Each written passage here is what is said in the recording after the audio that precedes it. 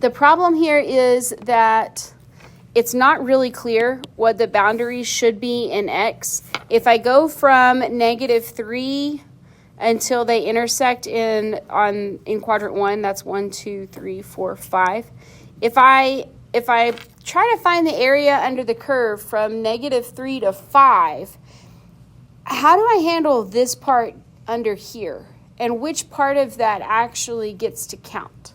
Can you see that it's just not very clear as far as trying to find the area between these two curves? I want to count this part sometimes, but then I want to stop counting from here over. I don't want to count that much. You see how it's a very hard line to draw? And so the idea here is, well, what if I don't integrate in terms of x? What if instead I integrate in terms of y, which is to flip this guy on his head and go from bottom to top? Now I'm integrating clearly this piece of information because I have a perfect cutoff point on the bottom, the bottommost value, and I have a perfect cutoff top on the top. You see? By flipping the limits and by changing variables, now all of a sudden it's a much more manageable problem. So we're going to integrate in terms of x, but in order to do that, or not in terms of x, in terms of y, in order to do that, we need to have both functions as x equals equations, okay? Because we're flipping the integral. And now we want to go from bottom to top on our integrand. So our limits of integration are going to go from negative, where did these two intersect in y? What is this y value down here? This is -1 comma -2. So our bottommost value is going to be -2. And our topmost value is going to be where they intersected at 5 comma 4. So we're going to go from -2 to 4. So we're going bottom to top, and those are our limits, our boundary lines. And then we want to do the right function, the larger function, which is going to be the pink one, minus the left one. So remember, this was from yesterday, x right minus x left. We always want to do high minus low, but if I'm looking at an x situation, that's going to be right minus left. Right? The pink one? Can you see that the pink one is on the right side of the area? So that's what we want to integrate first. But we want to integrate the pink one in terms of y. So if this is my function, y equals x minus 1, then we want to flip x and y. Not flip x and y, that would solve for the inverse. We just want to solve it for x. So add 1 to both sides. X is equal to y plus 1. That's our first equation that's going into this integral. So we'll have from -2 to 4 of y plus 1 minus, and we need to solve the second equation for x. It was y squared equals 2x plus 6. So we're going to subtract 6. 2x is y squared minus 6. Divide everything by 2.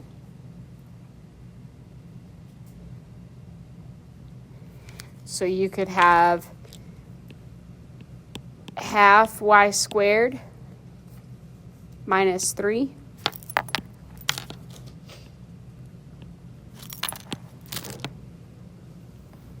You'll see where we got that equation? Y squared minus 6. Okay, so I'm going to rewrite all of that at the top of this page. We're going to integrate from -2 to 4. Our first equation is going to be y plus 1 minus, open parentheses, the second equation was half y squared minus 3 dy. Note that I put dy because we've switched variables. Okay, and then the integration here is really straightforward. It's exactly like it was in x. I would simplify first. You're going to have y plus 1 minus half y squared plus 3 dy. You might want to start off with the negative half y squared because we kind of like to have those powers highest to lowest. Plus y plus 4 dy. And we get to this part right here, and the wheels kind of fall off, and we forget that we're supposed to actually do the antiderivative. Yeah. And a lot of us just go straight into this function with this information, and we never integrate. Okay, so resist that temptation. Actually do the integral. So this is going to be negative 1/2 times, what's y cubed over 3? Good. Plus... Good, plus all on the interval from -2 to 4. You could call that y cubed over 6, negative y cubed over 6, plus y squared over 2, plus 4y on -2 to 4. So what, negative 4 cubed over 6 plus 4 squared over 2 plus, can I call it 16? Or should I do 4 by 4? I'll do 4 by 4. Minus, open parentheses, negative 2 cubed over 6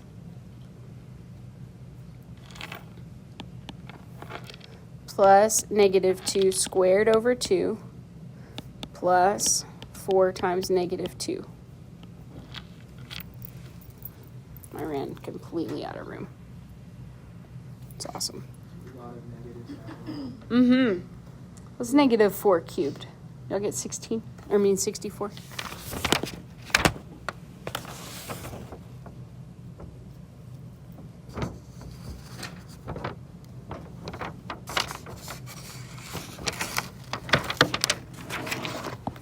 I think it's negative 64.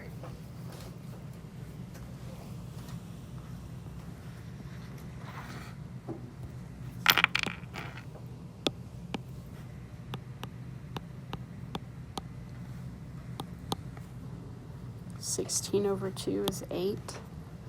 4 by 4 is 16. And here this is going to be negative 8, so positive 8.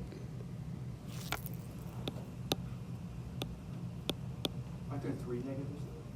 Oh, we're still doing minus. Yeah, I'm going to distribute that negative in a little bit. I don't want to do it yet. 4 squared. 4 over 2 is 2.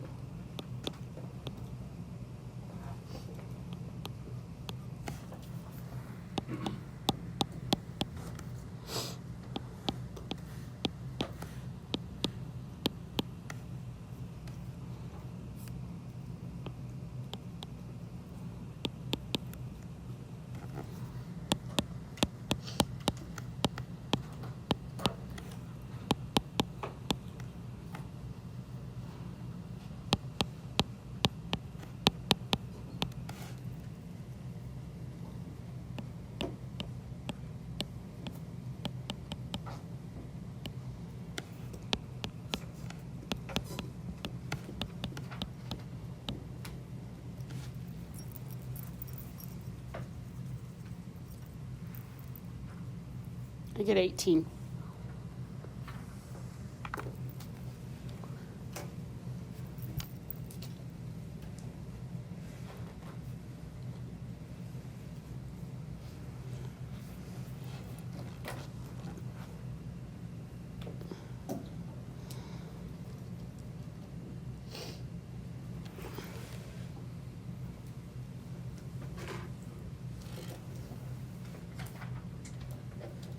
Did we get close?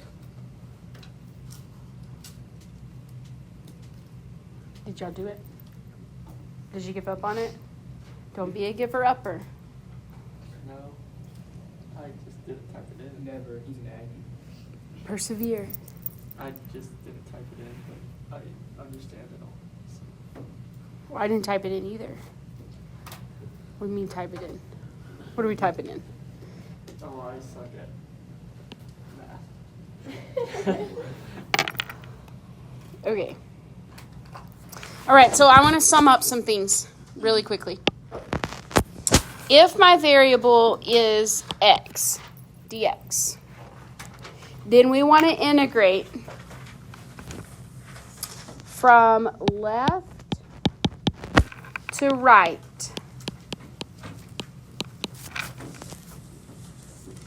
And we want to subtract y high minus y low.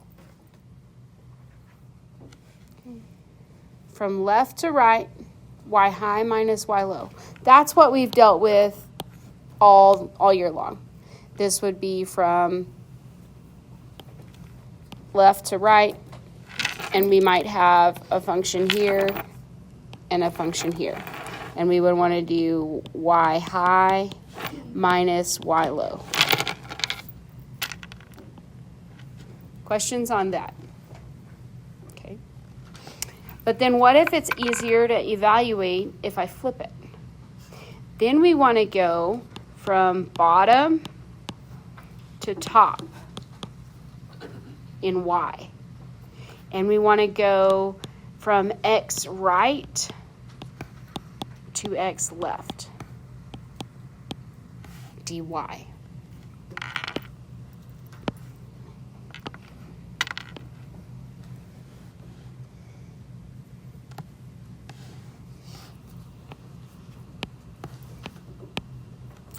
Bottom to top, x right minus x left.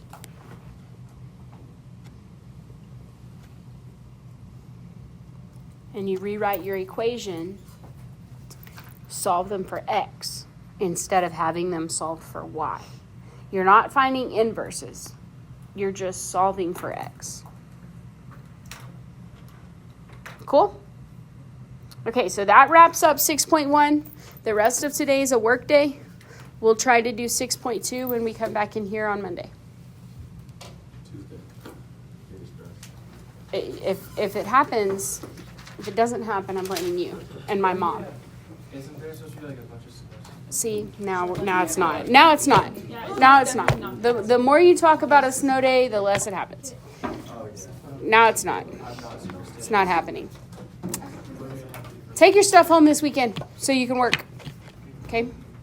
Yeah, Johari gave me a thumbs up, like he's going to take his stuff home this weekend. Get out of here, Johari.